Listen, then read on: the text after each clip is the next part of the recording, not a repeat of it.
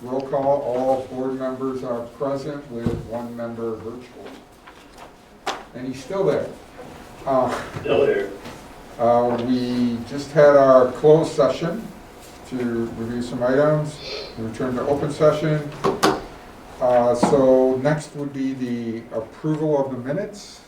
Is there a motion to approve the minutes for those 3 board meetings that are listed? No. Second.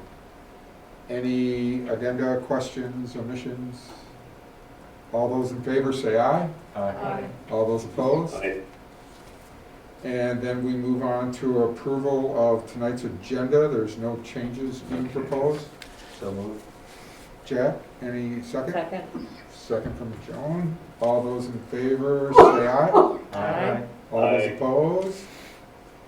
And that takes us on to public comments. We did receive a couple of email comments that you were all forwarded to.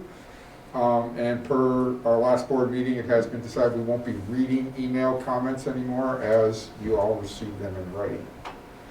Are there any public comments tonight? There are no public comments? Just our teacher and student. Yep, we'll be getting to those. Then the next is the student report. We have one student. Unfortunately, Quinn's so bummed, but she can't make it tonight. She has a personal conflict, so I'm just covering for her. But let's just get started. I hope you're all doing well and had a nice holiday. Happy New Year, everybody. And Quinn normally covers the student council part of this announcement, but student council just has some, just like the regular stuff. There is kind of a lot going on during the months of January and February. Just to first start out, there's going to be a blood drive on January 20th and January 21st, which will take place at the First Presbyterian Church. So you can look on the Red Cross website, I believe, for local blood drives and sign up for that. And we will be hosting that. Another thing, there's going to be a craft night. We had an officer meeting today, and we're thinking it would be really nice to just take the kids away from the parents for a night, get them on a Zoom call, and set up some crafts, or arts and crafts for the kids to do. And we will probably send this announcement out to the school district once we gather all of the information that we need. But we think this will take place February 6th. Either then or anytime during the first week of February. So keep your eyes out for that. If you have kids, it'll be super nice. And is there an age group you're targeting? We didn't really say about a specific age group, just any kids who are willing to spend about an hour or so doing crafts, maybe less. So no age group at all. Thank you.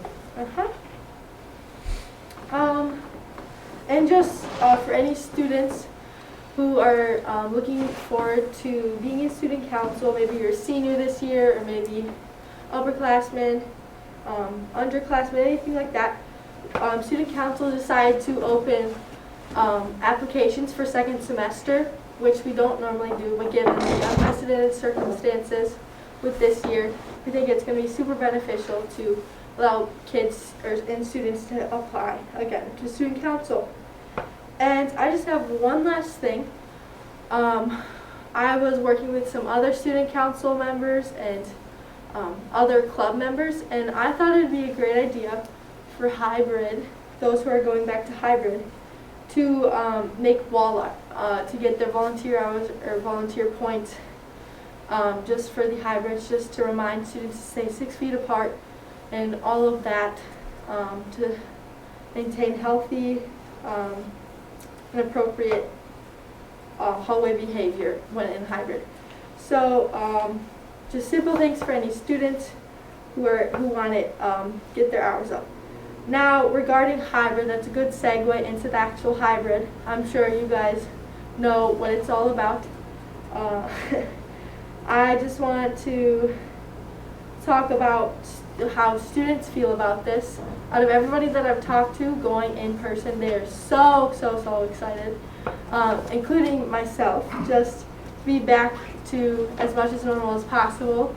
which I went in this past Wednesday to film a video with some student council members about the hybrid model.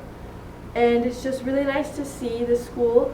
Not much has changed aside from the tape in the hallways where you have to walk single file each way, 6 feet apart, which will be weird to get used to, but I think it'll be super nice for students to interact with each other as much as they can with masks on. And the hybrid setup is also very efficient, where there'll be like microphones and all of that for discussions and a camera for the virtual students to look at. And those who are not going back and staying virtual, they feel more comfortable that way. And I think it'll be super nice for anybody just with second semester. They understand what happened first semester, so they're doing what feels best for them, which is just great. So, with that being said, I just want to talk about just any in-person activities and additional information. Last week I went in for a brain dissection for my human anatomy class, which is amazing. I absolutely loved it, and I'm so happy that I could go in, and out of all of the science curriculum students that I've talked to, they're very excited to be going in for any labs or dissections. And for anatomy again, there's going to be a rat dissection this week. So that's going to be super fun, and I'm super glad about that.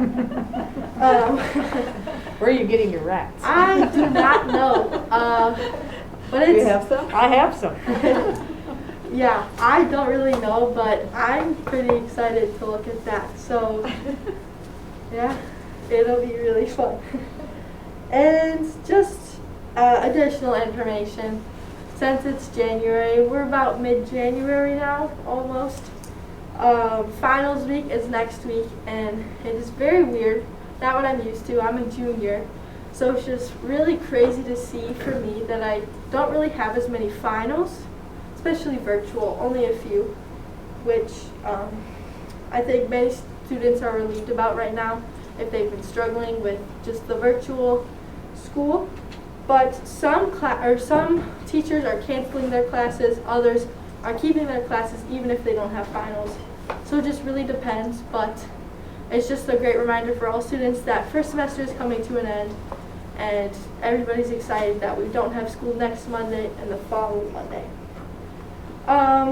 Just some simple things. The Dane County Youth Assessment was emailed out to students today, so I think everybody filled it out just for information for the school district and Dane County to look at anonymously. And just a last thing, on behalf of juniors, any juniors taking the ACT or SAT, a lot of people that I've talked to are kind of winding down now to prepare for it, even if they haven't already. And yeah, I'm excited to see what's going to happen. So the first official one is February 6th if nobody has taken, or I know some people have already taken the ACT, but a majority of the students are going in February 6th. And then the school one is the beginning of March, I believe March 8th or 9th. That's all I have to talk about tonight. Are there any questions? One thing I didn't know is about the co-curriculars, non-sports related, Right. about any difficulties or any issues the groups have been having with meetings or getting together. Yeah, that's a great question. I am involved in quite a few clubs that abundantly meet. So we haven't been having a problem at all with like virtual meetings. We haven't met in person at all.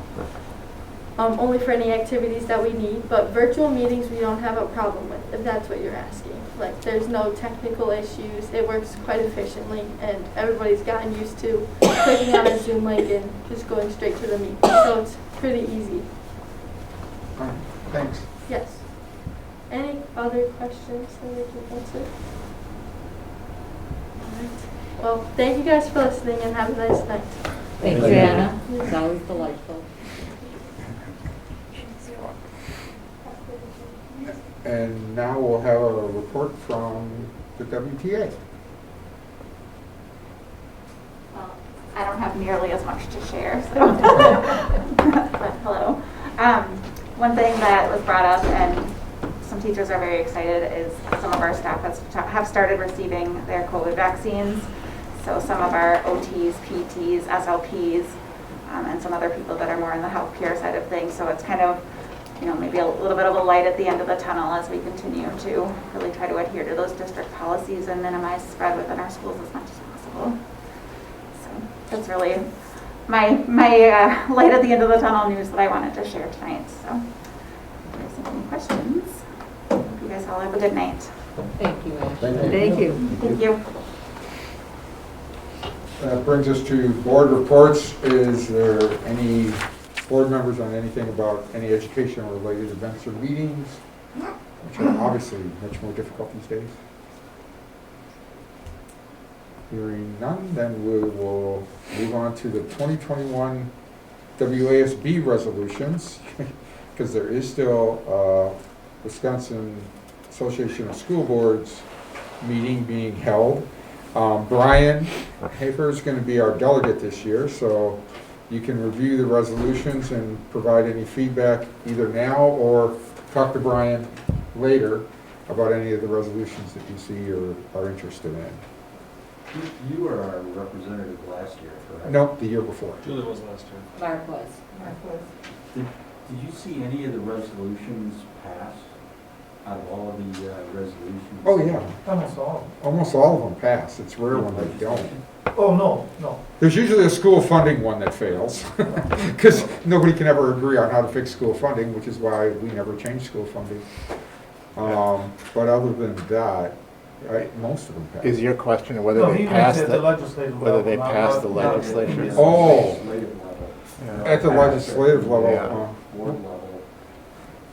But We- how, what's the percentage of these things that filter up to the legislative level? I would say in the last 10 years, little to none. Yeah. Before that, maybe a little bit more percentages we're doing, depending on the issue. Again, school funding, that never changes. It But- seems to me, Jack, like some of the things, and it's not the big school funding things, but sometimes it's like Special ed, we small, usually yeah, do the well. special ed things, small districts that have large geographic areas. There's some pieces on transportation costs, I think, that have made it into the budget that they've advocated for. Some of the stuff, it's hard to know going through all those resolutions, but there's pieces of them that find their way into some of the advocacy. Other ones don't see the light of day after the legislation. Julie was the year before. Thank you. So again, take a look through the resolutions, let Brian know if you have any comments or whatever, but he'll be our representative this year. Spring election update. So based on January 5th paperwork being turned in, we have 2 people running for Mike's seat in the town of Westport, city of Middleton, city of Madison, Ann Lupke and Ted Frey. And for the Vienna seat, Mark Hetzel has a very difficult race against not many people. So those are the 3 people who filed for this year. At the table, you'll see that you have an exemption from filing a campaign finance report, so if you don't intend to raise any money or do anything, please fill that out and turn it in. We all have to sign that, though. Yes. I know in the past, many times, people who are running for the election come and start sitting in the meetings to kind of give a leg up. Would we like to invite them to our Zoom, to follow our meetings by Zoom? I'm just suggesting. So, so allow them to follow the meeting by Zoom Oh, during this but time we are period? doing, They can do that. They can do the live that stream. because, yeah. They- Okay. Oh, we may just want to extend an invite to Yeah, start. if they you have might to. want to, That would be yeah, a I good forgot idea. that we do all of the video. So I'll reach out to both of them to let them know of the opportunity to make sure that Good idea. Yeah. they can if they want. It's just- I'm actually meeting with both of them this week. And Okay. after that, just to kind of let them know if they have questions where they can go to get answers, and just give them a little bit of a background on kind of what happens now as they've submitted their paperwork. So over the next couple of days, but I can absolutely make sure that they know kind of how they can follow the work that's being done here, so that whoever's chosen is up to speed when they arrive in April. Thank you. All right, next is the review the timelines for the board and superintendent evaluation. Again, you have the form there from School Perceptions that we do every year, and it should have your survey access number. So make sure you have that done before the February board meeting. And then you have the self-evaluation summary questions that have always been a part of it, and again, due in February. You want those submitted in advance, don't you, the 4 questions? Yes. So, but we have to have them by the February meeting. Usually we don't talk about it until March. So if we have them by the February meeting, then we'll have time to consolidate them. So when would you want the narrative to be followed? The 4 questions? Yeah, Is whenever you're ready to give them to me prior to the February meeting. okay. And if you give them to me at the February meeting, that's fine too, but that is your duty. Okay. Next, then, if there's no more questions on that, is the COVID-19 related updates, which we will turn over to Randy. All right, thank you, Dave. The first item is just the review of our dashboard data. I guess as far as the review of that information, it is in your packet this evening. If you followed along with the Medical Advisory Committee this evening, you will also see that we're feeling like we're in a fairly good place. We are starting to trend down. There was always concerns about what was going to happen after the holidays, Thanksgiving, after the winter holiday here we're just coming off of in the new year. We're pleasantly surprised that we are really trending in a positive direction. We've had a little bit of an uptick, but it's something that we feel has absolutely been manageable. When we look at the impact staff-wise, I think Brian shared with me this morning, we had 8 subs that were required, which is a low number. So that was a piece that was positive. That gives us an indication of staffing availability. And then as we've looked at the other numbers, they've absolutely been at the lowest levels that we've seen since we had the larger spikes earlier this fall. So Kurt is present here this evening if you want to go through any of the data more specifically. But I think we do have the information in front of you, and it is posted up on our website as well for you to reference and see the incident rates and the trends that we are seeing over the last few weeks. So any questions from the board that you'd like offer Kurt's services, because he's the one who works most closely with that. All right. I just want to say thank you to Kurt for always doing that. That's a piece that he does every day, to go out and find those pieces and enter them to make sure that we're always up to date on what's going on there. Keep moving forward. So if there's no further questions on that, then that takes us to 10B, which is consider 5 to 12 return of school plan. All right, thank you. Tonight we do not have a formal presentation. I think we've really covered all of our plans over subsequent board meetings. Everything from the instructional models, which we have provided you some of the informational flyers in your packet tonight so that you can review those. Those have been sent out to parents and have been articulated as far as our model is concerned. Our principals are here if you do have questions. So Annie, if you could just ask them to come forward in case that there are questions from the board members. We've also put in place all the processes that we've vetted out through meetings here with our medical advisory committee, and from a logistical standpoint, operational standpoint, administratively, we feel like we are in a position to move forward at the point in time when we have the green light from the board to do so. So tonight in front of you is really that question of the 26th of January, bringing back 5th through 12th grade, 5th and 6th grade being in the AM/PM cohort, and then the 7-12 being in a little bit different cohort model that fits their levels more specifically. The other pieces I would add is that we are looking at this as wanting to do this well and wanting to do this safely for all of our students, staff, and community. We feel the pieces that we've put in place can do that. The other aspects, and I know I've had some communications from parents as far as other models that are being presented around the county or around the state. I think there's things that we are open to, but we feel strongly that we need to start in the position that we're at. And then as we continue to show success, which I'm confident we will be able to, then we can explore other options for how we can look at things like I put in your notes, either things at the secondary level with the Wednesdays, so we have more continuity, more connections throughout a 5-day week, and then also looking at ways that down the road that we can look at longer days. Some of those pieces are, I'm hoping that we can look at for the near future, but our proposal and pieces in front of you tonight are with regards to the hybrids that we have presented and our focus to do those well. So our principals are here if there are any questions. But I think at this point I'll turn it back to you, Dave. So, first question. At this point, I mean, we voted in November for this plan, so you don't need additional action by the board to do anything, correct? I think all we need for, I think we've moved forward and agreed to this plan. This is really timing is what the decision is on tonight. So would you want a motion for setting the date?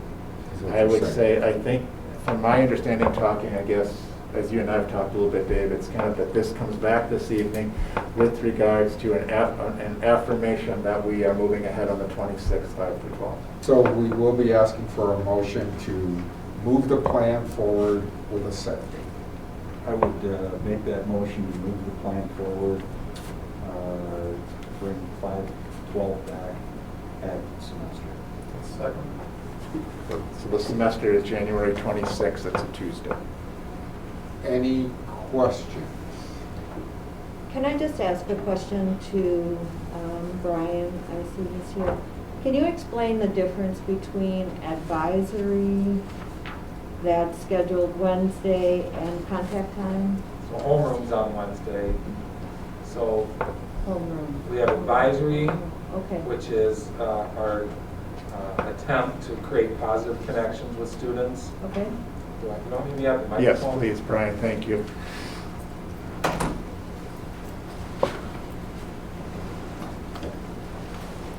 So we have advisory on Tuesdays. That's because there's a conflict with scheduling between some classes.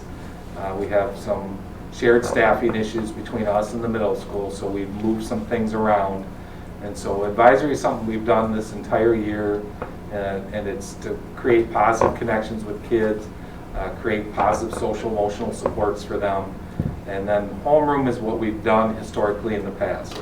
And we've gotten away from that, and that was more or less checking students' grades, making sure that they were signed up for flexi schedule for the week. And if we were in person, we would sign to make sure they had a filled out flexi schedule. They were someplace all the time because we have to account for them. Seeing as that we're virtual, we don't make kids show up to a space just to hang out because it's awkward and it's not helpful.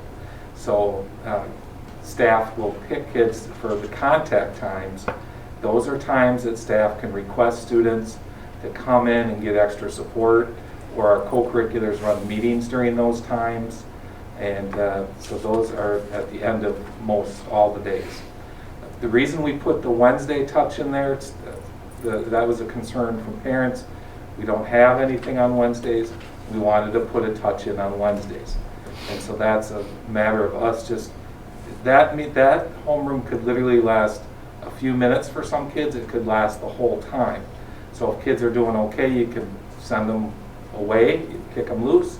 If they're not doing well, you can connect with them in a private, a virtual room in Zoom and say, hey, you're missing assignments for math, because it's always math, Joe. And you need to connect with Miss Ensign this week. And what's your plan? You got plans? And it just takes a few minutes. Those are things we did in person that we really can't do virtually, but we're trying to bring it back.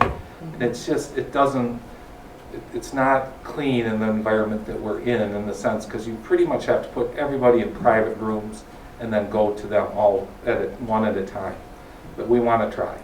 because we know that's something that's been missing this semester.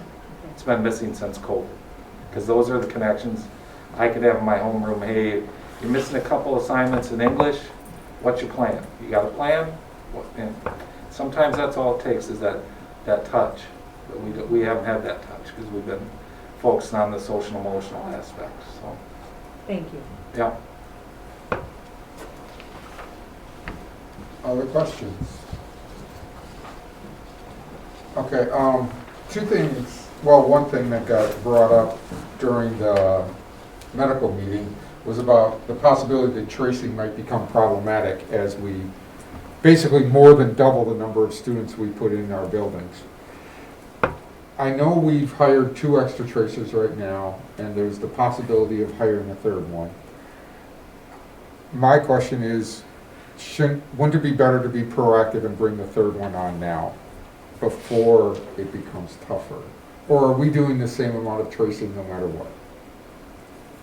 That's certainly something we've talked about, Dave. But in addition to the contact tracers whose sole responsibility is tracing, we also have a health assistant in every building and and 2 nurses, 2 full-time nurses across the district. And as we look at the responsibilities of all of those staff, and we also look at the number of hours that we have used in those available hours in our tracer positions, we feel we're well positioned and have ample hours to dedicate to contact tracing. We certainly have the ability, and we have an open posting right now with applicants for other tracers, but we have not even begun to scratch the available hours of all those staff. And we feel we're going to be okay to start with the current level of staffing we have, and our 2 contact tracers are both fully prepared and ready to be working as needed. Okay, then, as long as you're standing there. The second question is that we've had difficulty with already, and is going to get worse as we open up the other schools, is substitutes. I know a while back we had a lot of talk about trying to get more substitutes, and there was some efforts to get volunteers in the community to sign up and go. Have we gained anything in our substitute pool over the last 2 months or so?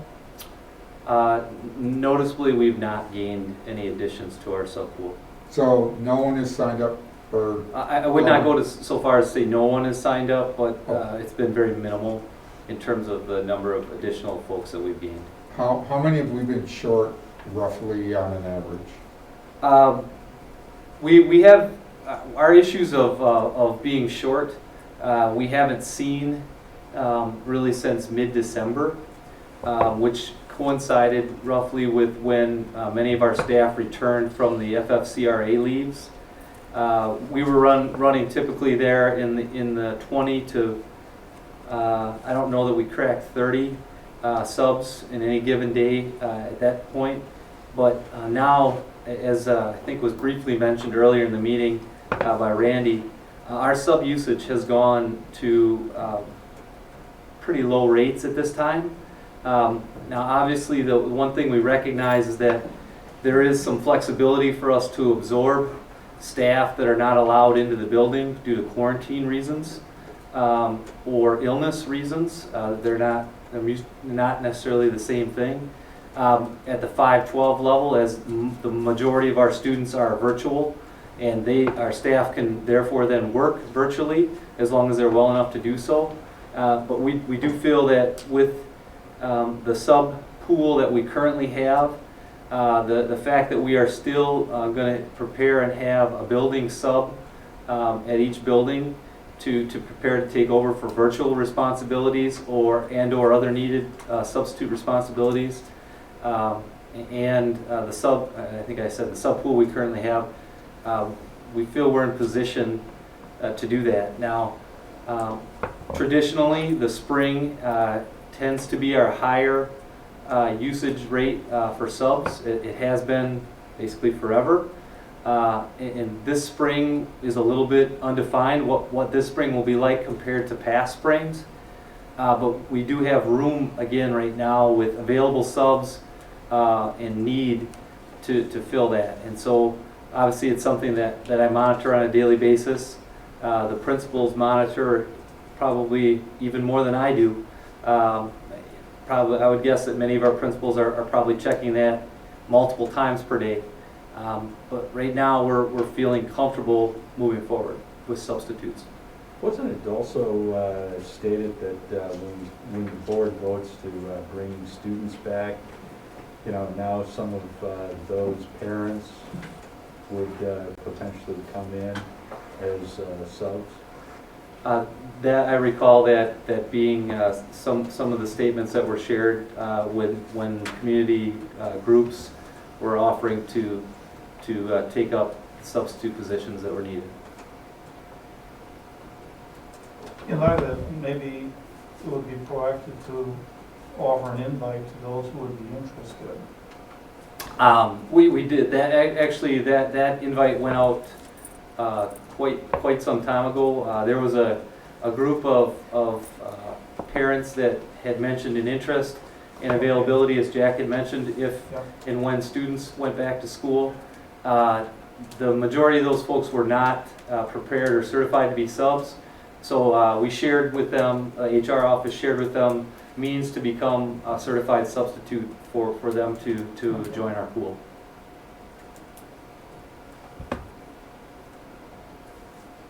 Any other questions?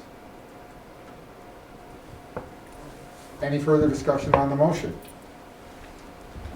I guess I had a question, and Tim probably knows what I'm going to ask him, because this has come up a couple times. I've heard questions about why the specific numbers of hours of instruction we have, and people are saying that it's only a certain number of hours. Tim, would you be able to kind of explain how the district's calculating what time kids are actually being instructed? Yeah, thank you, Mike. It's been one of, I think, the most discussed, for folks that are really having a conversation with everything going on just around our schedules and the design of the day. The discussion around how much of our instruction is solely the synchronous meeting time, and then how much is around that contributing to the total student education. It's been quite discussed, and I think it's only natural. I mean, all of us went to school, and we're used to the way we went to school, which by and large was the way our kids went to school up through spring break of the previous school year. And so I think it's very natural for us to kind of take what we know about the way we typically do school, look at the synchronous activity that happens in Zoom, and equate those class meeting times in Zoom as the beginning and the end of the school day. Now, from our perspective, that's a hugely important part of the day. It's where there's presence, it's where there's interaction, and those things are hugely important. But, we look at presentations, lectures if you would, that teachers may record ahead of time that students view asynchronously, reading that might have occurred in class leading into a topic we now aren't going to clog up the Zoom time with. We have projects that are designed differently than they would have been designed in a previous year that happen in the asynchronous time. And I think if you look at what we've tried to do more and more of as the year has gone on and have the enhanced piece where kids are coming onto campus during the asynchronous times for hands-on lab activities, there's a lot that goes on outside the Zoom. But I mean, obviously the Zoom, it's the most visible and it's the most understandable.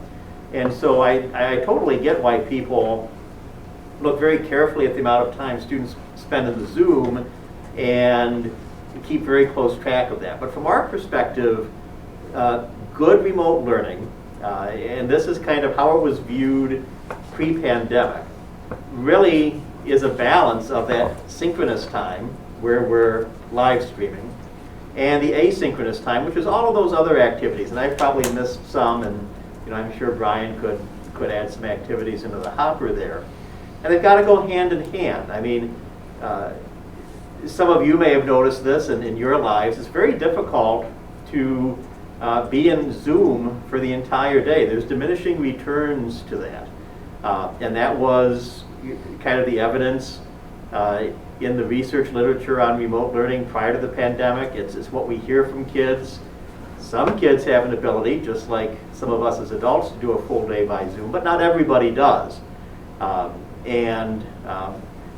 actually have it over there. There is a nice research brief from the Annenberg Institute at Brown University about e-learning strategies, and the number one strategy to avoid when they published this on the cusp of the school year in August was to simply try to take your typical school day and map it into video conferencing. So we look at the totality of that. Now I will, to be objective about this, there are some kids that really value and prosper in the structure of the regular school day and the Zoom video conference.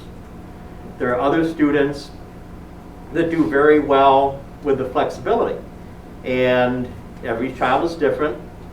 There's no one model that's going to be perfect for every kid. And the students that benefit from flexibility can be very high achieving students. They can be students who need more processing time. So we can't even make generalizations about who does well with the structure of the Zoom and who does well with the structure of the asynchronous. We like to think, and we know it's not uniform for all our kids, but Ryan, you've heard Ryan say this before, we would like to think, particularly in the upper grades, the greater exposure to managing your own time and learning those lessons more today than you would have learned in a more structured year in the past. We hope those are lessons that kids can take away from the experience that will help them in their careers, will help them in higher education. But to kind of round back, it's more than just the hours that the students are in the direct contact time, Mike. Now that having been said, you've heard what Randy said. We're going to open things up in just a little while here on the 26th. And once we've done that, we'll start looking at the Wednesdays. That's why Brian and his team are talking about adding that touch point on the Wednesdays. We want to acclimate our kids and get them ready for the possibility of coming back into a 5-day week. And then, we have to learn how this unique process of concurrent hybrid learning works. And as we get more experience with it, we may find other ways we can add on the contact time. Does that kind of help, Mike? I wanted you to say that because I would have butchered it if I tried saying it, so thank you. You're selling yourself short, Mike. I'm happy to help. So. As long as you have a quick question, Kurt. Today, there was email out about COVID reporting today. There were 3 individuals stated on the list, a student, a staff. And usually it's always been a student or a staff is what's listed. Today there was one about girls' high school basketball, and it said an individual. Was that a student or a staff or someone outside of that definition? I'm sorry, I should have been more clear. Everybody gets the fun of these. Yeah, that's my lane, so I'll try to help understand this. That's the first time I saw that phrase used. Well, we actually made a shift. If you go back and look at all the messages that we've sent, there have been some other messages where we've used an individual. Again, remember, we're trying to balance the right of privacy that a person has who has contracted COVID with the need to give information to our community. So we felt that if we used the exact term, that would reveal the person's identity, therefore sharing medical information that really we are not permitted to do by HIPAA rules, because now we're trying to balance HIPAA rules with FERPA rules, which is the student records rules. So we actually switched, Annie, a month and a half ago, and as we sit compiling these messages, we kind of go through our heads saying, okay, if I have this piece of information, would I be able to identify specifically who that person was? And we felt in probably a handful of situations, since we really tried to be more aware of this. And some of it stems to our 4K partners as well. We've really been more, I guess, conscientious of what messaging we're putting out there. We still believe that we're providing accurate information, which is letting the community know that we have positive cases and that we've done our due diligence in contact tracing and have contacted all parties that have the direct need to know. But then with our messaging, our more general messaging, trying to preserve that identifying information so that somebody couldn't say that it's X person that tested positive, because we do not want to reveal people's identity in that conversation. So was it deliberate we stopped sharing the names of 4K sites that had positive tests and just said 4K in general? Yeah, that is another reason why we stopped pinpointing the specific site, because when we do our contact tracing and we send the information to the specific class, that class is fully made aware of what happened in their site. And then our general message is, again, it's two parts. One is letting people know that we had an incident. And the more important part, actually, is that we've completed our process. And those people who need to know it. And if you did not hear directly from us, it's not impacting you in a direct way. I asked because we had one site get dinged like 7 times. And I guess my concern is, did they ask to not be shared anymore, or did we do that just to? We did that on our own. Okay. Nobody has asked us, or nobody has complained to us about it. We just felt we should do that on our own. It's again the evolution of our process, I think. Are there any other questions under this motion? Any discussion under this motion? I actually had a question for maybe the principals. Just in general, like, how will the subs be working in terms of doing virtual with the kids? Because I guess I just heard from staff that they don't know how they'll be doing virtual. I can't imagine the sub's going to know how they're going to do it either. I'll take the first crack at this. One of the reasons why we specifically have put into the plans a building level sub is that person can be brought in and given a higher level of training that will permit them to take over virtual situations.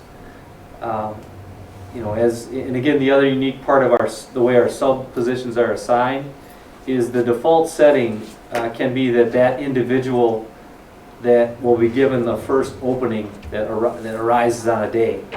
But we can always reassign them to, for example, if we have the first sub need that comes in for a building would be for a regular in-person substitute, we could that individual will get that assignment before it opens up to the general sub pool. So they will be busy. However, if we have a second need that would come up in that building on a day and it's a virtual classroom, or it's a classroom that has a particular set of higher needs, or something that would identify that as a higher priority, we can reassign our building sub to that position and then go to the regular sub pool for the more typical sub need. And so that was, again, kind of part of the strategy behind that building sub. Any further questions or discussion? And we'll take a vote. So the motion is in favor of opening 5 through 12 on January 26th in a hybrid fashion. Just to be clear, 5th and 6th grade will be following the K-4 pattern of half days, and 7 through 12 will be following the 2 days on and then a third day, and then 2 days off. 708 will be following a 1 week on, 1 week Oh, off. 7/3. And then 9/12 will be 2 days on, 2 days off. Well, and yes, flipping it, and then they'll have the live stream piece. So basically, the 3 different buildings will be on 3 different patterns.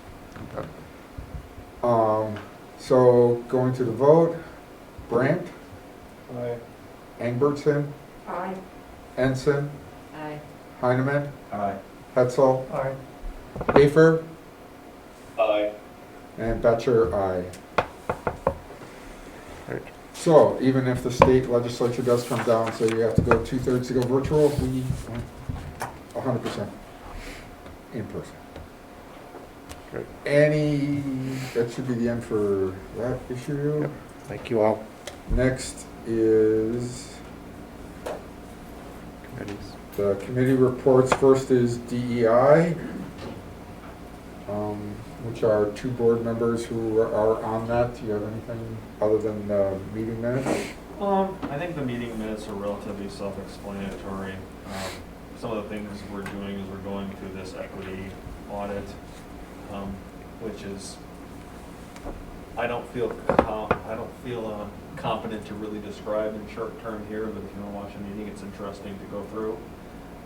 Reveals a lot of blind spots, at least that I have, in terms of everything the district's doing, but it's nice to learn from other people who are involved. We're going to be talking about some other issues in terms of, things we can do now, things we're aware of that the committee may want to recommend the board do going forward, as well as discussion of some recent events that may or may not have happened recently. So that's more or less it. We have another meeting next week, and that's it. Any questions? Then we'll go on to the budget committee, which also doesn't have any actionable items because their items appear under 2 other committees. But do you want to update us, Jack? Yeah, we talked about salary increases that passed on a 2-to-1 vote. And then we also talked about referendum funding as to what projects would we be taking on, and how do we move money, shift money around so that we can open up some of the other funds. There was also about the budget planning process. Did you want to Yeah, let me just take a quick second here just to add into what Jack said. 2 really big budget pieces that came through. HR took a look at the salary and compensation pieces from an HR perspective. Those came through the budget committee. The recommendation you see in the HR report tonight went through budget on 2-1 vote. We also took a look at the remaining referendum dollars. There's approximately $90,000 left there after the facilities committee allocated some things for some additional projects with plumbing, which are also on the agenda tonight. The planning pieces for the budget committee that are moving forward. The committee also affirmed the desire to hold an administrative and teacher leadership team meeting at a point. We present the first draft of the budget in May, so probably in that end of March, beginning of April timeframe to really share the direction that budget is going. And then the other thing we talked about was putting a target of our February meeting, which we're looking to do during that first week in February, to start talking about some of our budget priorities that we will set forth at the onset of that process. So the committee did vote on those changes and those pieces to move to the board, but the actionable items are actually found within the HR and the facilities committee reports this evening. All right, then brings us to the Human Resources Committee. Again, it was the salary and benefit schedule. I don't know, Brian, how much detail? I can take it, Joan, first Sure. to start with. The first item that we have, there's 2 items here. Brian can answer any questions that you have specifically. The first one is with regards to the tentative agreement between the Waunakee Teachers Association and the Waunakee Board Negotiations Team, which in this case is administration and our HR committee. What we are able to negotiate under these terms is the CPI set forth by the Wisconsin Employment Relations Commission for collective bargaining agreements that begin July 1, 2020. That number is 1.81. That was the value at which we struck our tentative agreement and is being recommended by the negotiations team to the board for ratification and consideration tonight. So that's the first item that is up. Other compensation items will be in the next agenda item.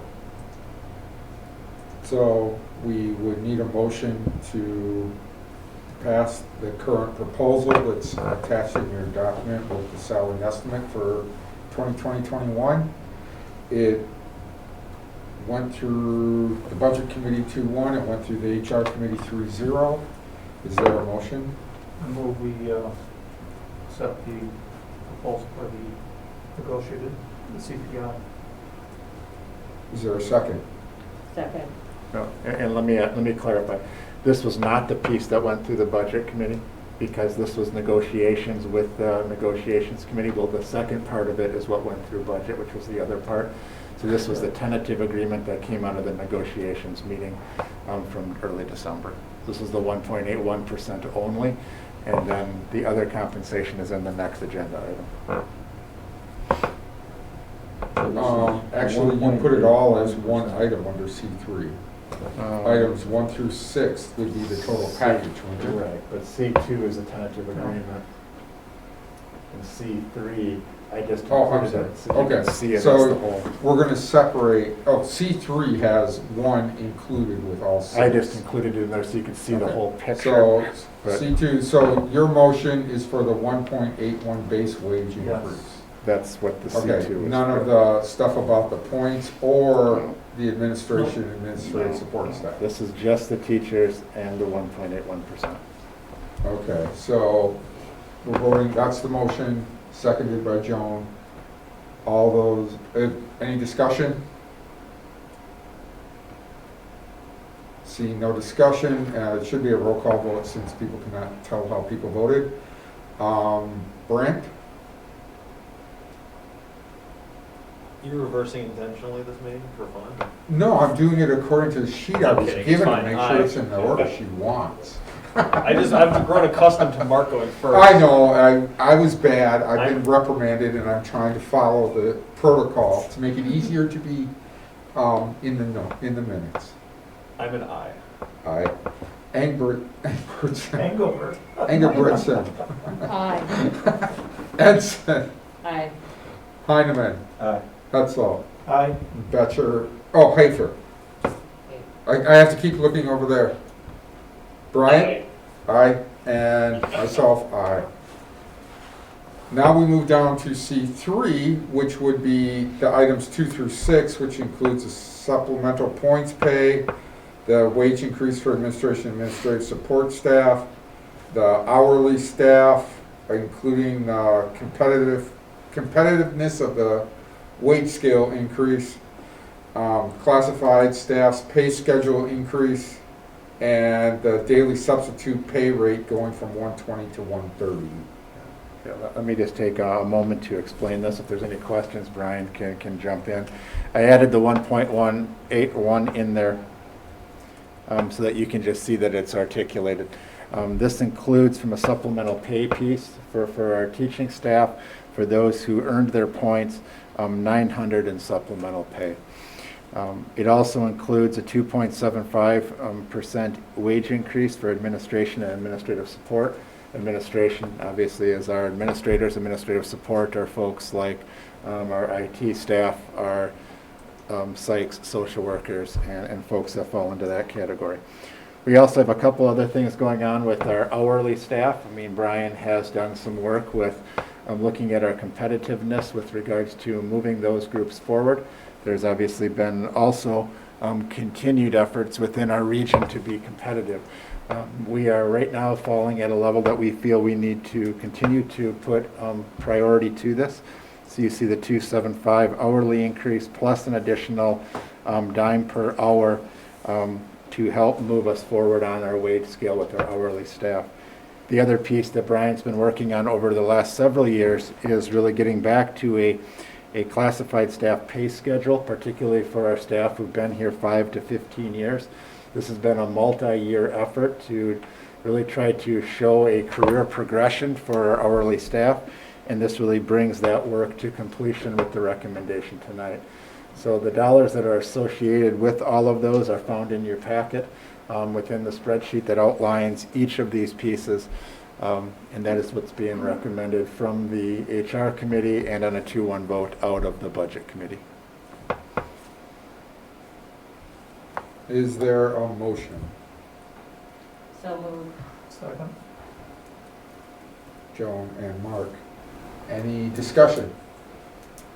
I have a couple questions, just because people may be watching, and I'm guessing a lot of people don't know what supplemental pay actually is. You keep hearing this phrase, full points. Is this $900 full points? No, well, when you take a look at our employee handbook, we traditionally that's 1,500 points.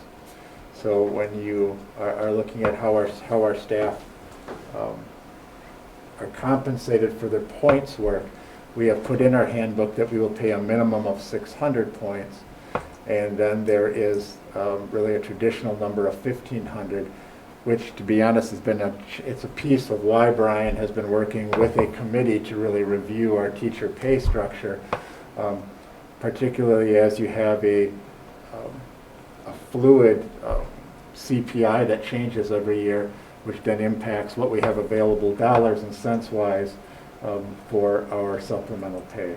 So when you take a look at the spreadsheet, if I can just find it here real quick. Where am I? Oops, thank you.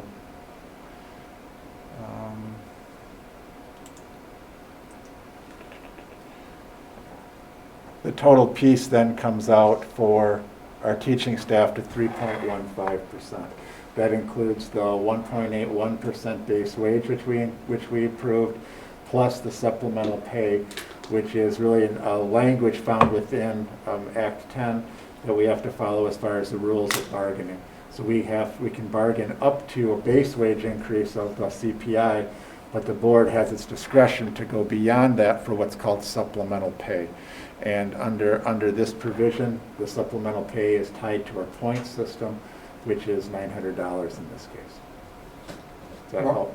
I think a point worth noting, particularly for the public, that 3.15 is the average. Not every teacher is going to get that. Right. Only certain teachers are getting the $900, and it's based upon professional development compensation. And I think it's worthy of the community to know too that many of our teachers qualify for the 1,500, but they will not get it because all we have available right now is the 900. So those teachers will defer that over time, so it's not an ideal system in that way, but I think it's important that we know those who are getting 900 really should be getting 1,500, and there's a little pain involved in that. Right. So that's part of the reason that Brian has been working on a committee of our teaching staff to revisit this, because that CPI is a sliding scale every year and it changes. Yep. And we have the points piece, so from a budgetary standpoint and the dollars available, this was the package that was put together. Also trying to look not only at our teaching staff, which are a big proportion of our staff, but also looking at some of the very challenging places within our hourly staff that I know Brian is continuing to work to recruit and retain those staff as well. I needed to make sure that we put forth the efforts to address their salary schedule, which has been a priority for a number of years.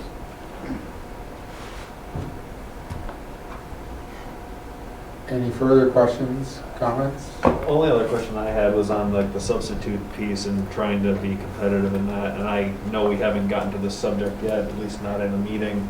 But the whole idea of staff getting vaccinated, if that's ever mandated or anything like that, is there any possibility that if you're bringing in subs from outside the building that they're either required to be vaccinated or that we could provide that to them? once we've got a wellness clinic, they presumably could do that, because, you know, people might be wanting to substitute if they know that they could get vaccinated and do it for us. Yeah, I don't know if we've, Brandon, you and I haven't had that conversation, but maybe that's a piece that you have some background you could share.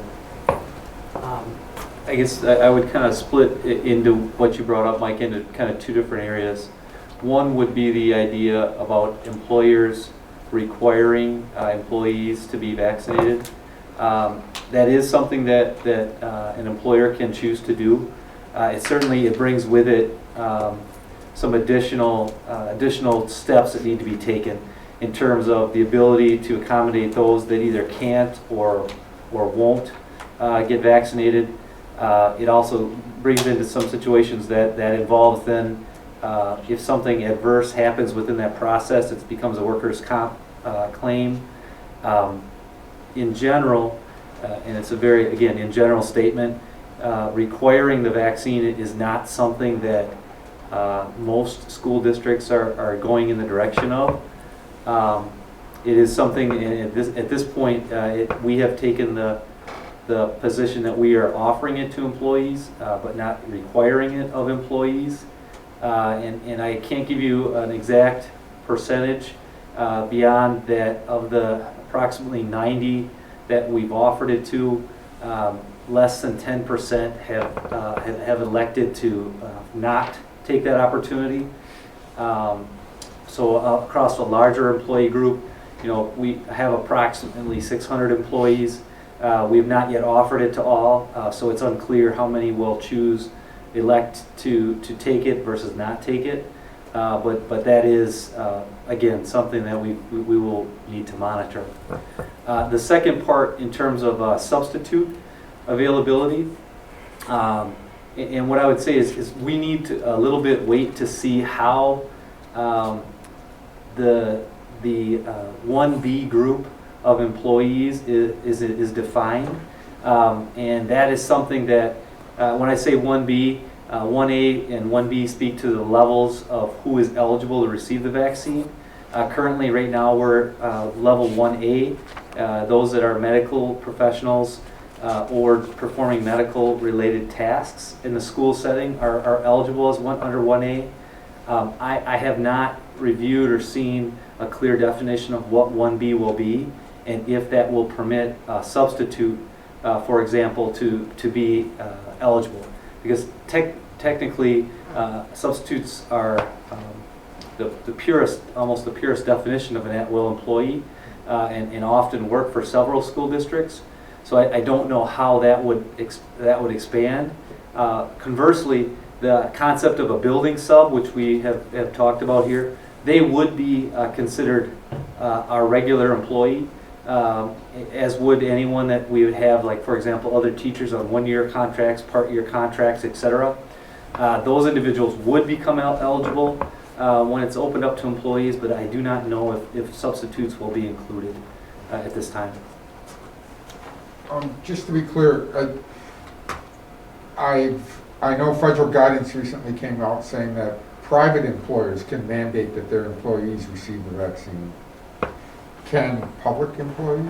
And I was basing, yes, and that was based off of information that I've seen provided to us from USI, which is our benefits advisor, and also we don't work with them, but M3 is another piece of information that's another insurance agency among benefits advisory that shared that information with us, and I've seen that in several different places. That it is, again, public and private employers both could do that. Any other questions or discussion on the motion? Seeing none, we'll go to the vote. Mike? Aye. Judy? Aye. Joan? Aye. Jack? Aye.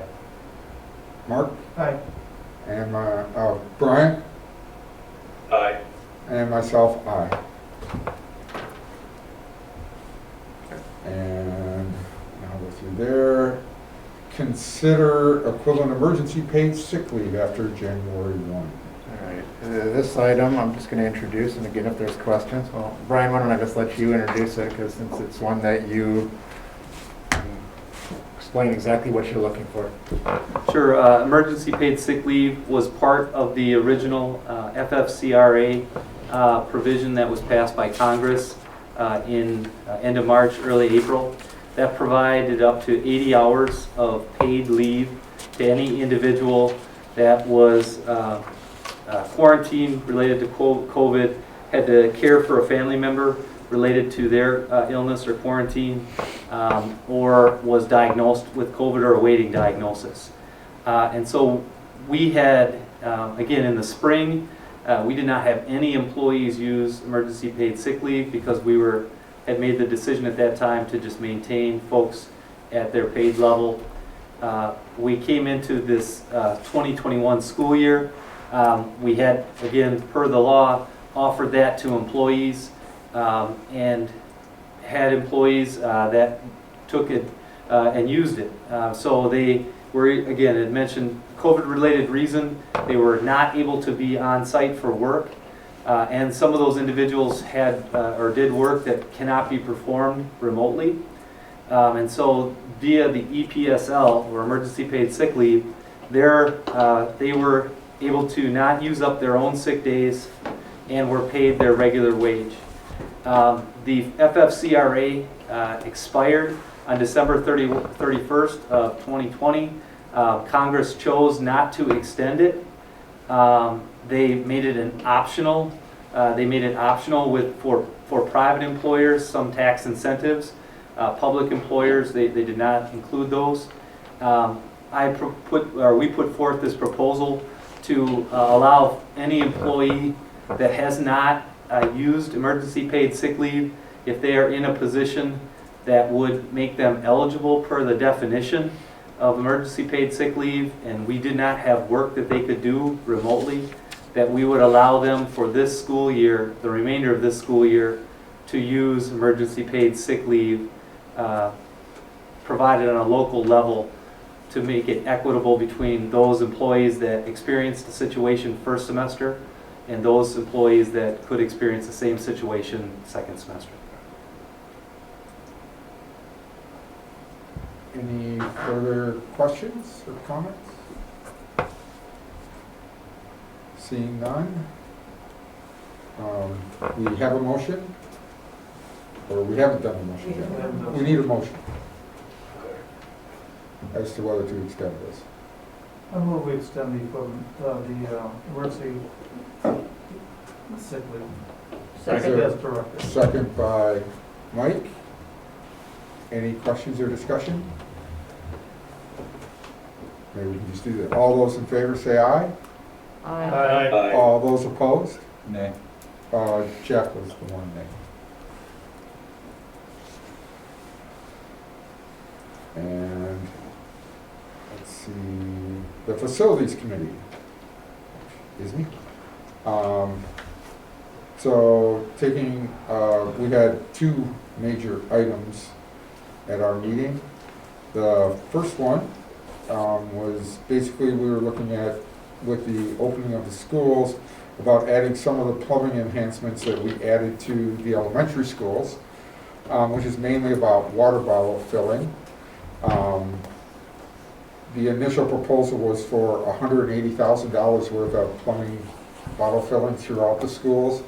Looking at it, the committee felt that if we did about half that amount, it would be enough to cover the schools, since a water bottle is not going to sit there and take as long or need as many people. But the main thing was we were also looking at the referendum dollars are almost expended, and there are probably going to be more HR costs under that as we keep expanding the second semester. So we were trying to preserve some of that. So the motion that ended up being made was for 90,000 of them to be done. For our facilities director to go out and prioritize which ones, and the motion carried on a 3-0, and then that went to budget, which also approved it. So I'll make the motion that we approve the 90,000 from the referendum funds for the plumbing enhancements. Is there a second? Second.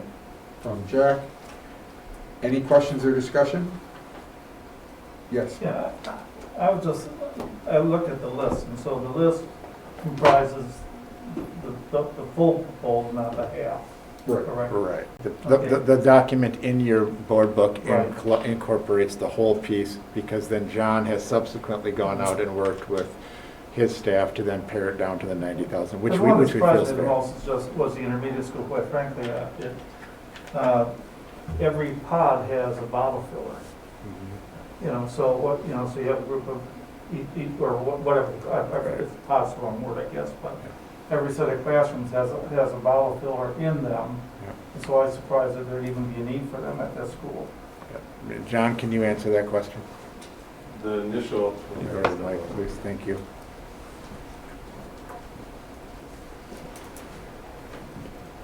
When it was initially scoped, we looked at where the bubblers were, not including the bottle fillers initially.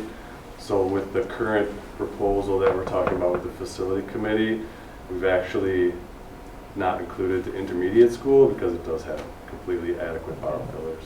So that's a 0 for intermediate. Thank you, John. Thank you. Any further questions or discussion? All those in favor say aye. Aye. Aye. All those opposed, and motion passes. The second part was, as usual during the year, we start coming up with the capital maintenance projects for the year. You'll see a list of them there. And so it was moved at the Facilities Committee to move these recommendations forward on a 3-0 vote. The only item kind of on the list that isn't really being approved, I think, is the middle school roof. That is just an item to be considered on a future possible referendum, since we might be changing the whole middle school. How much should we really put into it based on what the possible change might be? So that's actually not going to be part of the motion.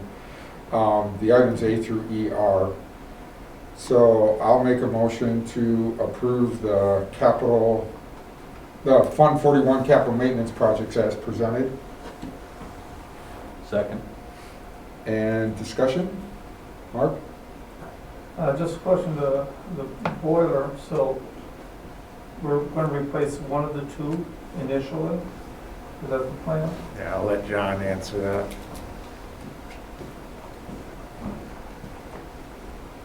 Thanks, Mark. So the quotes we have are for 1 or 2. We actually have pricing to do both, and that's been the recommendation by the mechanical contractors, is to replace the 2. Okay, all right. And will that be done before the end of spring?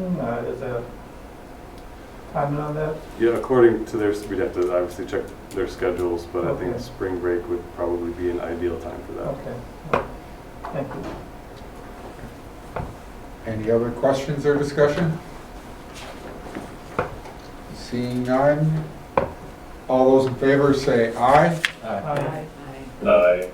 All those opposed say nay. And the motion passes. The last item to just report out was that there was discussion of a custodial maintenance supervisor, but the committee is not making a recommendation at this time, and that it be brought back as we get past this opening of the hybrid to see how our staffing is working out. And that takes us, got to jump back to the main agenda. Co-curricular. And co-curricular committee. Yeah, there's no action there. This was reviewing the athletic competitions and the guidelines, of which we reviewed a week ago Monday at the full board meeting. So there's no action there. Next is the medical ad hoc committee, which you have the meeting notes from December 14th, and of course, we just had one right before this meeting. And that takes us on to administrative reports. First one, open enrollment capacity. All right, I got it here, Rebecca. What you see in your packet tonight is open enrollment capacities. Let me give you a little bit of background on this. Every January, by statute, we have to identify how many spots and openings we have per grade level for open enrollment for next school year. Now, this is always a challenging piece for us to do, 6 months or more in advance of knowing exactly what our needs are going to be in September.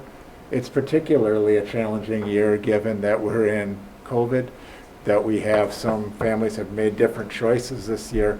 So the numbers that you see in front of you tonight, I took a very conservative approach to. And what I want to bring up to you to show you is the numbers that we are looking at are off over here on the right-hand side. So for each grade level span, you can see for 4K, there's 24 spots. Just for comparison's sakes, I believe last year that was at 32. You can see there's a number of sections that we don't have any openings. And then you have 2 openings here in 4th grade. That's the extent of it for the elementary. Intermediate school, you can see based on the number of sections, 4 and 6. You can see given our 7th and 8th grade, 0 at 7th grade, 10 at 8th grade, and then high school, you have 13 freshman year, 13 senior year. These are all built off of, Steve had gone in and did the enrollment projections. These are also based off of like third Friday count from this current year. So the one piece we have to be cautious of, and I'm just going to talk about 4th grade here, there's potential that we could have more than 12 sections when we actually get to the fall. So this isn't about saying we can only have 12 sections of 4th grade. It's just saying for open enrollment, we have to identify how many sections we anticipate based on what the projection is, and then how many openings will we accept. So this is a very conservative approach. We stayed with 12 given the number that we have for the estimated enrollment, which then gives us, you can see our class size has to fall within and below that optimal level. That's the only way you get to the point of having openings, very minimal openings. There may be a point down the line where we have to open up other sections based on either growth in our community, which is, we're still trying to get a sense of what that trend will look like for next year, and also potentially some kids that may be returning to us that chose either homeschooling, another school option, or a virtual option somewhere else this year. So that'll be a piece as we go into the budget cycle we have to try to identify to the best degree possible, but it's not something we were able to do here in January. So with that approach, what you see in front of you tonight is the recommendation for the number of open enrollment openings that we would have per grade level. Additionally, I just want to, and then I'll come back to any questions that you have, you also have a special education opening. This is a piece that Kurt has worked on in looking at our special education programs, looking at the number of students that we have and the number of staff that we have, and then looking at how many spaces are available in those specific special education programs. So let me just talk a little bit about a student who might be coming in, let's just say, a Prairie Elementary student that may be coming to wanting to go to Prairie under open enrollment. The first thing they're going to have to do is qualify under that first sheet. So if they're coming in, let's just say 2nd grade, but there's no openings in 2nd grade period, then there's no openings within special education.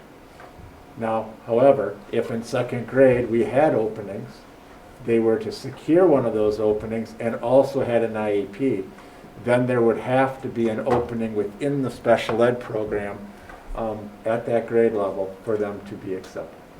So we have to approve both of these documents tonight, and then those become really the guidance as far as what we have for open enrollment. We cannot change that. So if we get an opportunity where you could even have more capacity to bring them in, the numbers that we have here tonight are what we live with. But I think given our enrollment uncertainty for the fall, we need to be conservative. So that was why I brought them forward in the manner that I did. So basically, the board can make a motion to accept the documents, and that would mean that those spaces would then be available. Obviously, someone could make a motion to change the numbers, right, or I'm not sure. That's basically what That's basically the option. I make the motion to accept the documents as presented. Okay, and a second from Judy. Any discussion? All those in favor say aye. Aye. Aye. All those opposed say no. And it passes unanimously. Great, thank you. Next is summer school, All right. always a favorite discussion. Yeah, Sheila is here this evening just to talk a little bit about what's gone on with summer school this past summer, and then the forecasting to some of the work that we're already starting to put in place for the coming summer. Go ahead, Sheila. Thank you. You have the report available for our summer school in review. We typically take a look at the last 10 years and we look for trends. Last year didn't follow our trends, but it does give you good information on the number of students that did participate and the minutes of participation. So that's kind of the big overview. We'll see what next year or this coming summer might bring for that.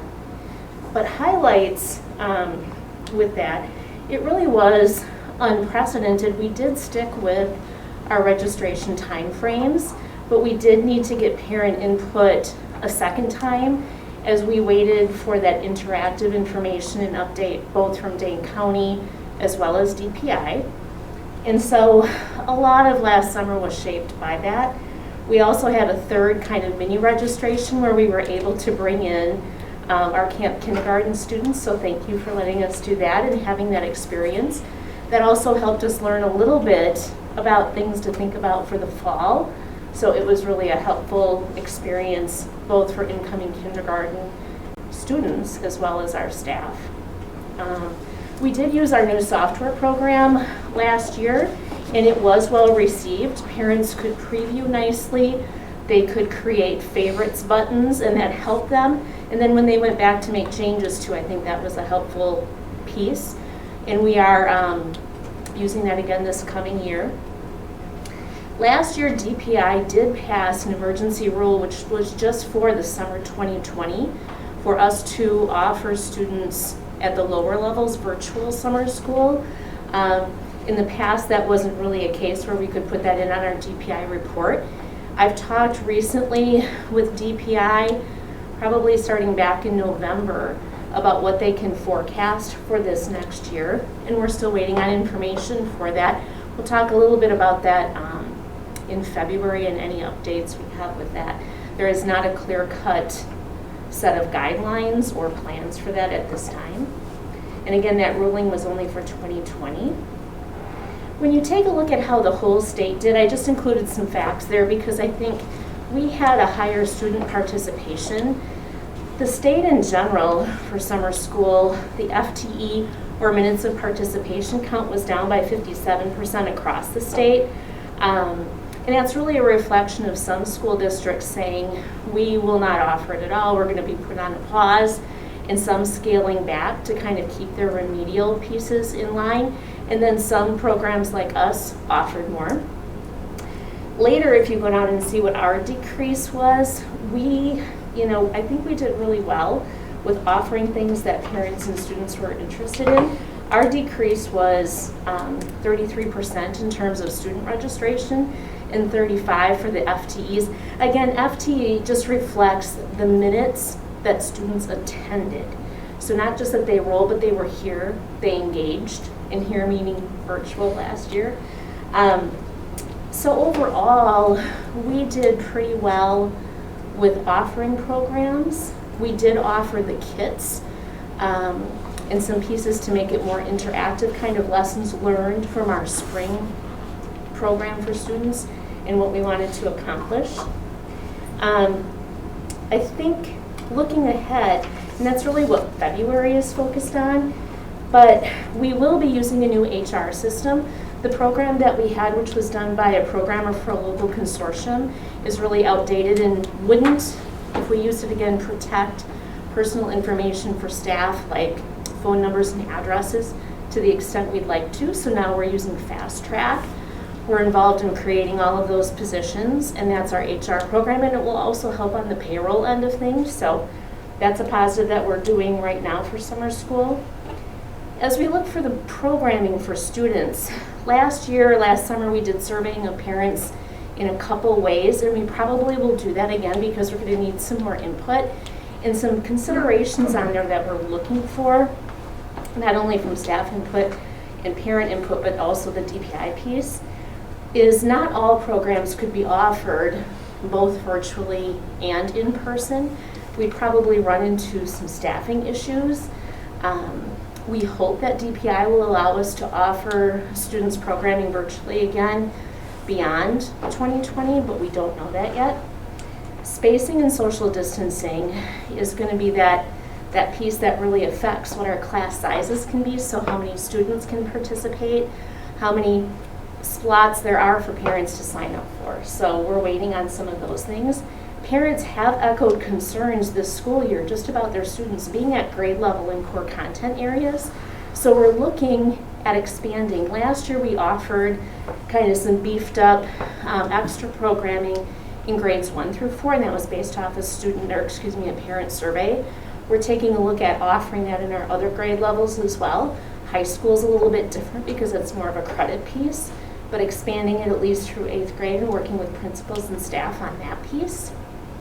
And really anything either in remedial or core content, those would be the priorities to offer things in both formats, both in person and virtually.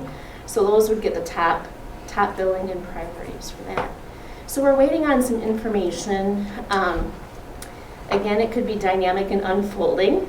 We hope that we are sticking with similar timeframes to last year, really due to the fact that both parents and staff like to know what to expect and how to plan for their summer, whether it's planning for where their children will be or their needs that they might have academically, and then retaining the staff, because we do have about 300 people between teachers, teaching assistants, paraeducators that we bring in for summer school, so it's sizable.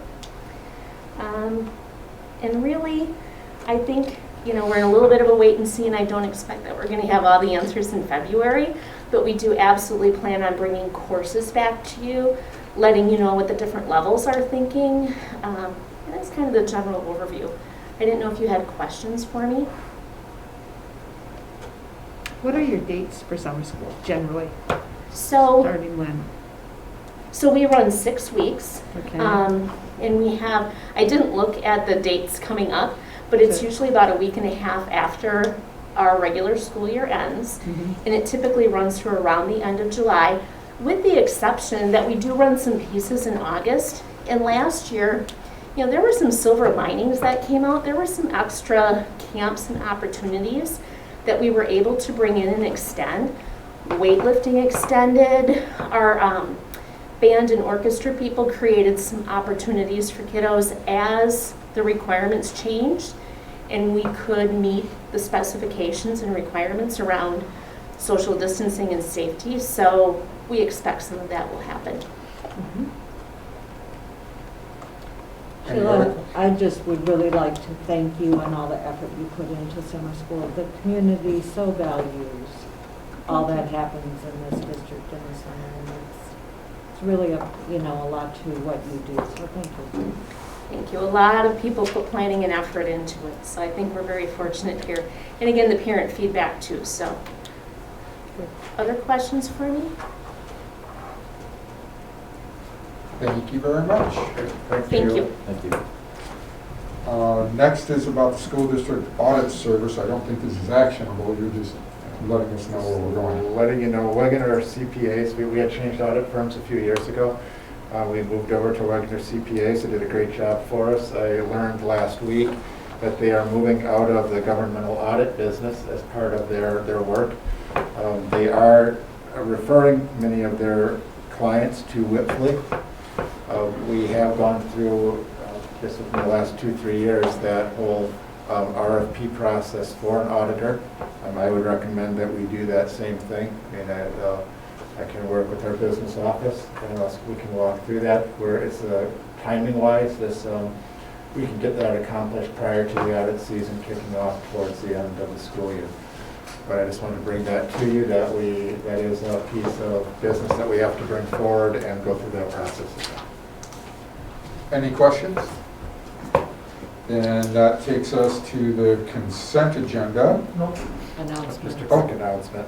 Oh, announcements. Yeah, in your packet, you'll find 2 documents that came from the High School Forensics Association. Really recommend just acknowledging Rick Brown and all of his students and all the work that they've done and accomplishments at the State Theater Festival. So please take a look at all the different awards that our students won as they went through that process and were recognized for.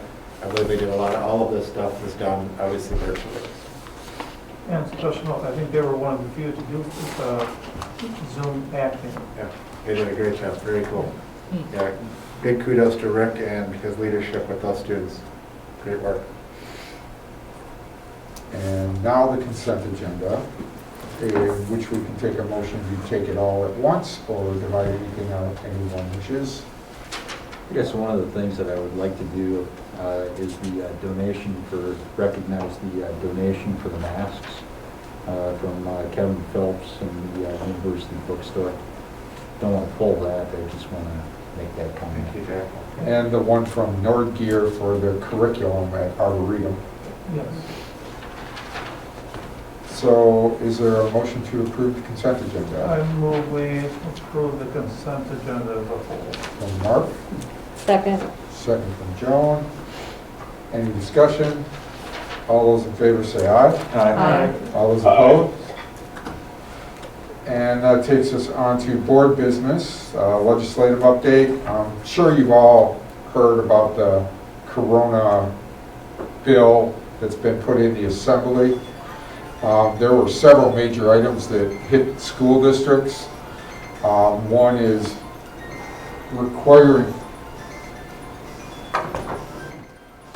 that's yours. That'll cost you $5.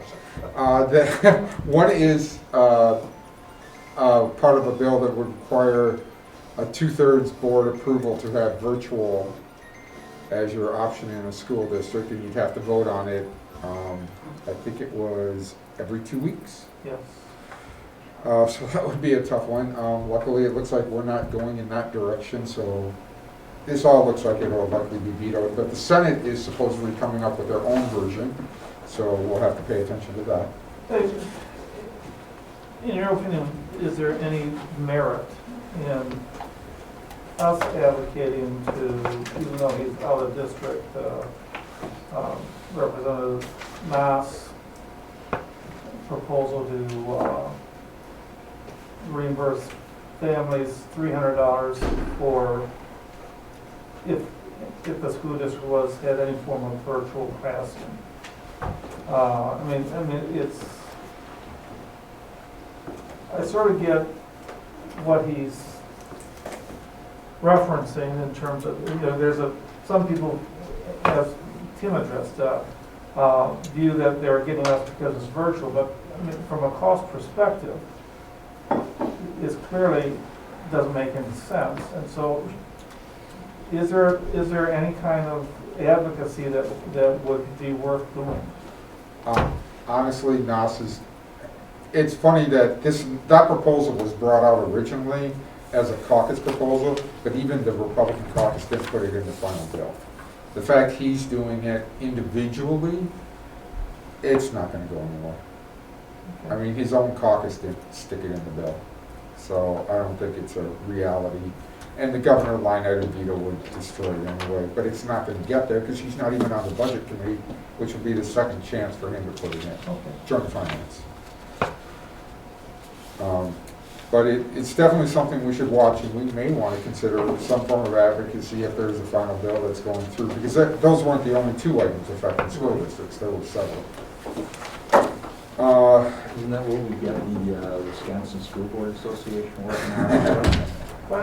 Well, just as a statement of general lobbying, there's lobbyists and they do something, but honestly, it's about getting your individual members to do it, because legislators care a lot more about their individual school district than they care about the WASB. That doesn't mean we don't listen to them and hear their recommendation, but they would be more effective if every single school board went and talked to their individual legislator. Is the most effective way to do it. The board retreat follow-up, well, we had a large discussion of the board retreat, but unfortunately, we didn't always get to everything as much as we would like. So I'd like that maybe after, when we're getting towards spring break time here, consider having another one with the idea of going through, especially some of the items we got from the listening sessions, which we didn't get into much detail on. I just wanted to know your thoughts about holding that meeting, if you feel that's we should, or do you feel we got far enough for now? First, I think we got significant, I think there's some good discussions, and I'm not sure we're going to get much further with another retreat. To do it in March, we're already going to have a special meeting late March or early April for budget planning. And then we're going to have the one at the end of April for the And we have the listening session. Right, so to me, I think we've got a list of things we prioritize. Now we need to work with them. That'd be my perspective.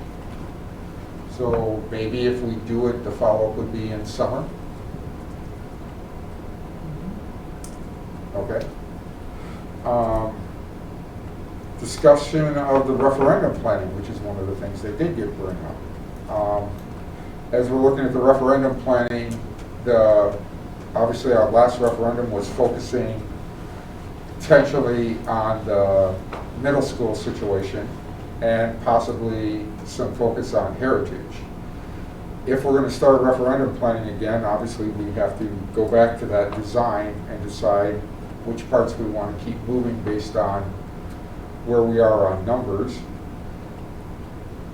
We could either do it through the goals committee, we could possibly do it through the facilities committee. I think if you're going to do referendum, that's something you talk about at a retreat, so that the whole board, the problem, that this is a board decision on the referendum, and when it comes out of the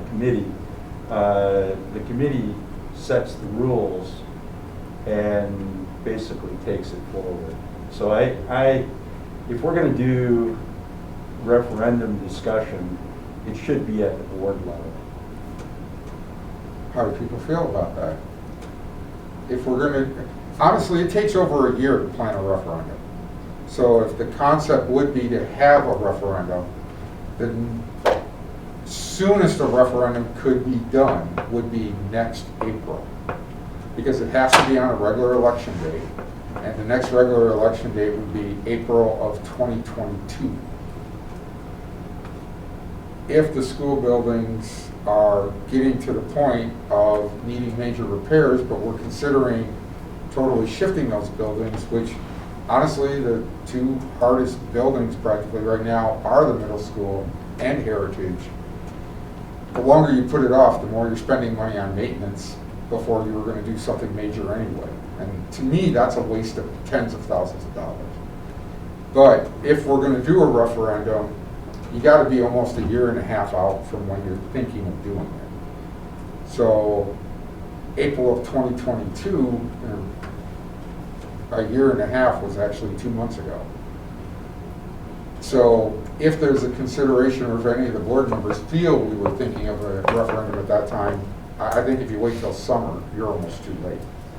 Which means the next time you could do a referendum is April of 2023, because there is no November election.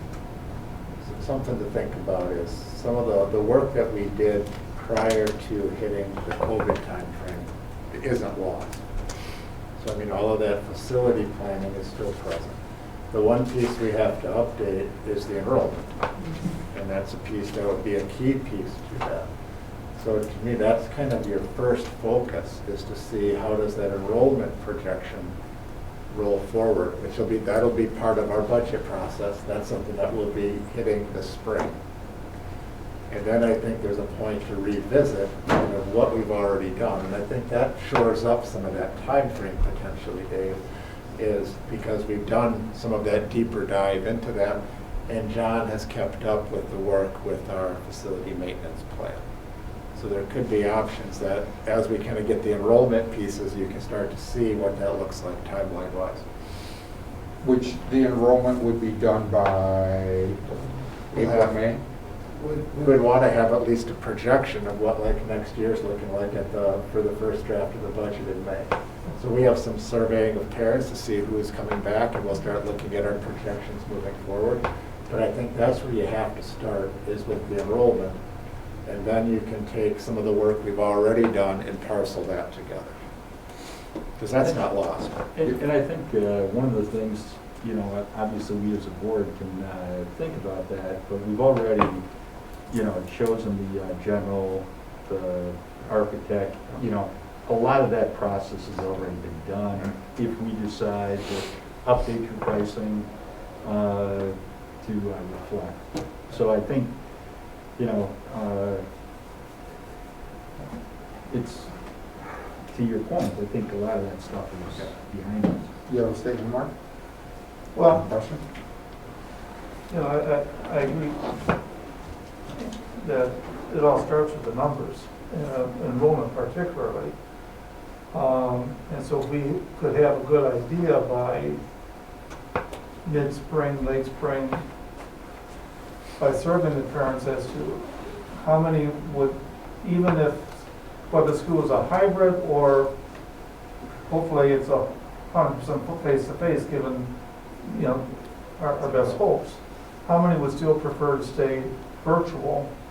That's a number we really need to know because that so totally impacts the design of what we're talking about. So if we can get that information by the spring, I really do think as a board, it merits a special meeting in and of itself to plan where we're going. I mean, this was such a huge piece we were looking at pre-COVID. Right. And we're not going to get it done in a portion of a board meeting. So I think we should target May for that kind of discussion. If I could just bring up one other thing, I think the enrollment piece is an important piece.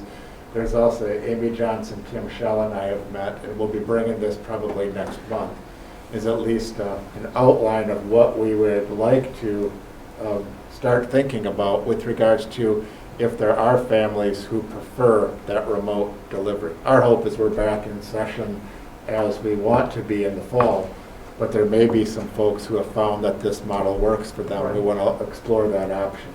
So Tim and Amy have already started some of those conversations. I'd like to at least bring that concept to you here so you can all hear it. Randy, I agree, you know, with some of the parents that I've talked to, you know, as I roam around the community, you know, some parents actually like it, some students excel, and, you know, we could have maybe 5 or 10% of the population saying, hey, this is great.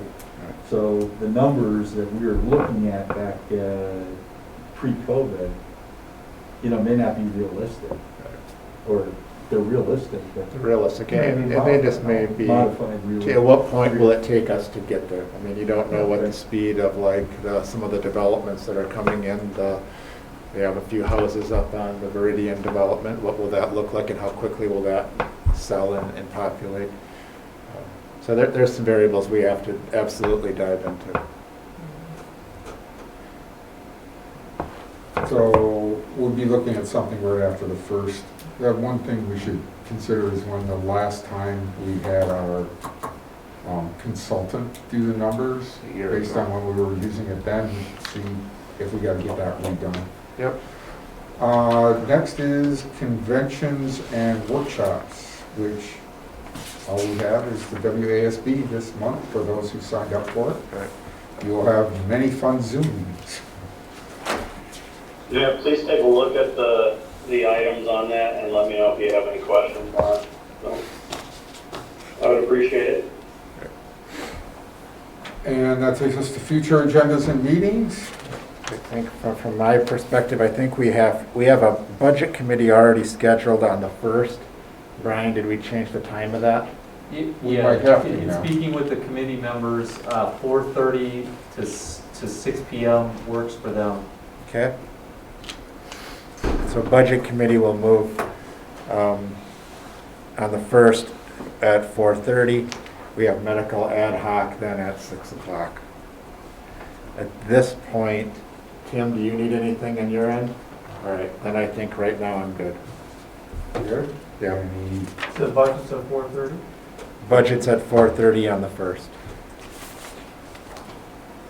Then we have no reason to go back to closed session. Is there a motion to adjourn? Motion to adjourn. Is there a second? Second.